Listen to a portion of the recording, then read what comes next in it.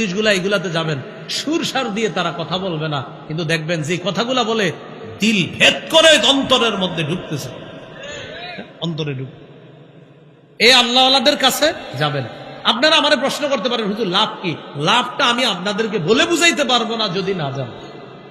আপনি যান, ওখানে গেলে বুঝবেন, দেখবেন আস্তে আস্তে পরিবর্তন হচ্ছে। আগে আপনার মনে হিংসা কাজ করতো, এখন করে না। আগে একটু অহংকার ভাব ছিল, এখন করে না। আগে আপনি মুনাজাতে হাত উঠাইলে একটা মন্তরের মধ্যে নরমতা কাজ করতো, একটা শীতলতা অনুভব হইতো, এটা আগে করলে হইতো না। আল্লাহওয়ালাদের কাছে যাওয়ার পরে এখন আপনি হাত তুললে ভিতরে একটা ভালো লাগা কাজ করে, আল্লাহর সাথে একটা মহব্বত মনে হয় আপনার ভিতরে। এই তো তাদের কাছে যাওয়ার উপকারিতা শুরু হয়ে গেছে। সূরা তাওবার 119 নম্বর আয়াতে বলছেন, ইত্তাকুল্লাহ, আল্লাহকে ভয় করো, ওয়া কুনু মা'আস সাদিকিন, সত্যবাদীদের সাথে থাকো। এই আয়াত দ্বারা বোঝা যায় আল্লাহরে ভয় করার জন্য আল্লাহ ওয়ালাদের কাছে